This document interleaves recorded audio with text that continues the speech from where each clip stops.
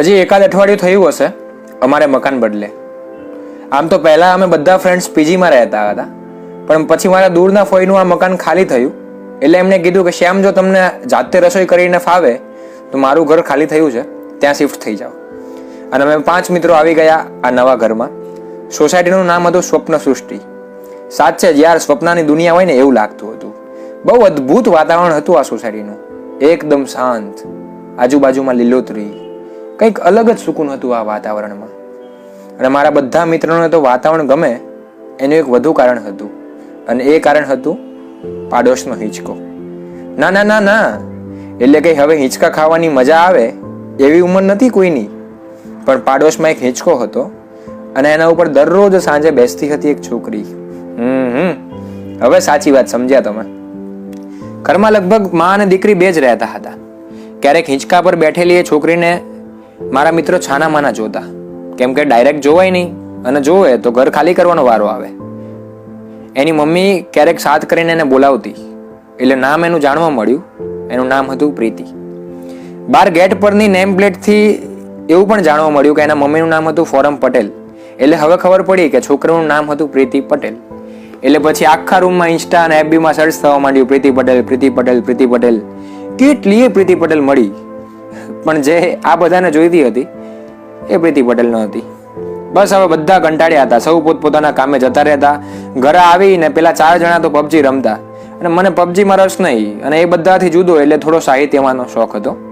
એટલે હું બહાર ફળિયામાં રહેલા ગાર્ડનમાં બેસી ગઝલો સાંભળતો, ક્યારેક ગણગણાવતો, અને પ્રીતિ પણ સામે હિંચકા પર બેસી ઇયરફોન લગાવીને કશુંક સાંભળતી રહેતી. એના તરફ હું આમ ખાસ ધ્યાન આપતો નહીં, હું તો બસ મારી મસ્તીમાં મજા કરતો. કેવી રીતે કહું? કંઈક આ રીતે. થાય સરખામણી તો ઉતરતા છીએ, તે છતાં આબરૂ અમે દીપાવી દીધી. એમના મહેલને રોશની આપવા ઝૂંપડી પણ અમારી જલાવી દીધી. ઘોર અંધાર છે આખી એવની ઉપર, તો જરા દોષ એમાં અમારોય છે. એક જ તો કઈ સિતારા નતા ઉગ્યા, ને અમે પણ સમાવો બુઝાવી દીધી. કોણ જાણે કેવી હતી વર્ષો જૂની જિંદગીમાં અસર એક તન્હાઈની, કે કોણ જાણે કેવી હતી વર્ષો જૂની જિંદગીમાં અસર એક તન્હાઈની. કોઈએ બસ સમજતું જ પૂછ્યું કે કેમ છો, ને આખી કહાની સુનાવી દીધી, આખી કહાની સુનાવી દીધી. થાય સરખામણી તો ઉતરતા છીએ. પછી મારો આ રોજનો ક્રમ બની ગયો હતો કે 4 વાગે ઓફિસથી આવું જોબ પરથી, એટલે 5 વાગે ગાર્ડનમાં બેસીને શાયરીઓ ગણગણ્યા કરતો. પણ સામેના હિંચકે પ્રીતિના વર્તનમાં કંઈક ફેરફાર થતો હોય એવું મને લાગ્યું. કેમ કે હવે ઇયરફોન લઈને તો આવતી, પણ કંઈ સાંભળતી નહીં, બાજુમાં મૂકી રાખતી. મને લાગતું હતું કે ધ્યાન દઈને હવે મારા અવાજને સાંભળે છે, અને હું સાચો હતો, એ મને જ સાંભળતી હતી. એટલે હું પણ હવે થોડા વધુ જોરથી શાયરીઓ બોલતો, અને મોકો જોઈને ક્યારેક ભાવિન ગોપાણીનો આ શેર બોલી પણ લેતો કે નગરની હવામાં ખરાબી હતી, ધુમાડાની જાહો જલાલી હતી. કે નગરની હવામાં ખરાબી હતી, ધુમાડાની જાહો જલાલી હતી. તમારા અને બસ તમારા લીધે મેં આખી ગલીને ગમાડી હતી. અને મારા આવા શેરથી પ્રીતિના મુખ પર સ્મિત ચોક્કસ આવી જતું, અને એ સ્મિત મને સૈફ પાલનપુરીની યાદ અપાવતું કે કોઈ સ્મિતે સ્મિતે સળગે છે, કોઈ રડીને દિલ બહેલાવે છે, કોઈ ટીપે ટીપે તરસે છે, કોઈ જામ નવા છલકાવે છે. સંજોગ ના છે પાલવમાં બધું, દરિયાને દોષિત ના કરશો, કેમ કે એક જીવતો માણસ ડૂબે છે અને એક લાશ તરીને આવે છે. હવે પ્રીતિ રોજ હિંચકા પર બેસી ન રહેતી.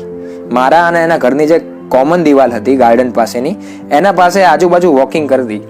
અને એ વોકિંગ મને હેમંત પુણેકર સાહેબની આ ગઝલ ગણગણવા માટે મજબૂર કરતું, જે આ પ્રમાણે છે કે એમ તો થોડો લગાવ રાખે છે, એમ તો થોડો લગાવ રાખે છે, સ્વપ્નમાં આવજાવ રાખે છે, કે આપે છે છૂટો દોર ક્યાં કદી, આપે છે છૂટો દોર ક્યાં કદી, હલકો હલકો તણાવ રાખે છે.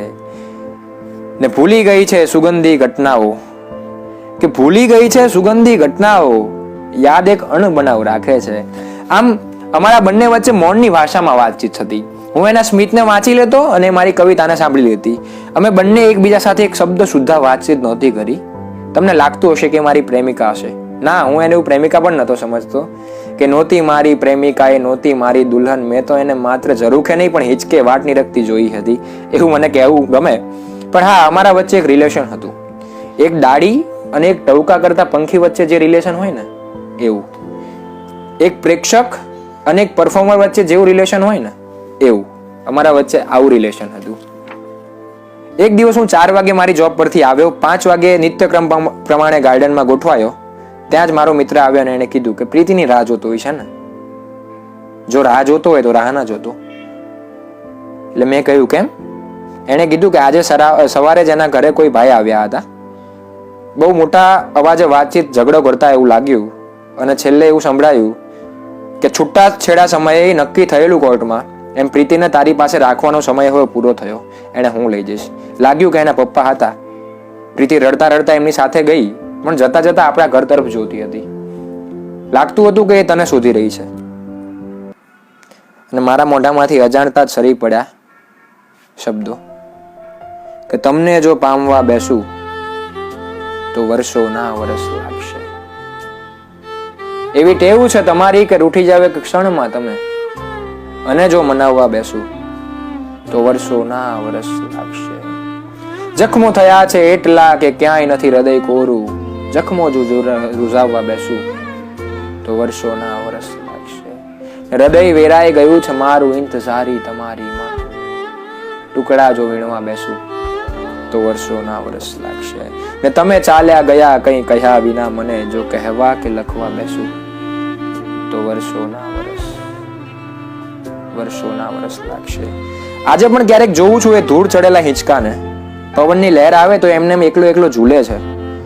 અને જોઈને આજે પણ હું બોલું છું કે પાડોશમાં આજે મહેકતી ભીની હવા વહેતી નથી, કે પાડોશમાં આજે મહેકતી ભીની હવા વહેતી નથી. સામેવાળી છોકરી શું હિંચકા ઉપર બેઠી નથી કે શું? કે શું થયું એને નથી જોયું કદી મારા તરફ? એવા ઘણા છે ગામ કે જ્યાં ટ્રેનો ઊભી રહેતી નથી, અને વર્ષો પછી જો એ મને મળશે તો હું ચોક્કસ ખાતરી આપું છું કે શું થશે કે વર્ષો પછી મળતા જ એ ભેટી પડી મને જે રીતથી. લાગ્યું મને કે વર્ષો સુધી એ કોઈને ભેટી નથી. Thank you for listening guys. આજે ઘણા ટાઈમ પછી મેં એક સ્ટોરી લખી અને એને રિસાઇટ કરવાનો ટ્રાય કર્યો છે. હવે તમારી જવાબદારી છે એને મેક્સિમમ વ્યૂ સુધી પહોંચાડવાની છે. કેવી લાગી સ્ટોરી એ કોમ્પ્લિમેન્ટ પણ મને આપજો, બરાબર છે? અને જો તમારે કોઈ એવું વ્યક્તિ હોય કે જેને કહેવાનું બાકી રહી ગયું હોય, કંઈક કહેવું હોય, તો પ્લીઝ એને અહીંયા ટેગ કરી દો. તમારી હિંચકાવાળી છોકરી કે હિંચકાવાળા છોકરાને એને ગમશે. Thank you again.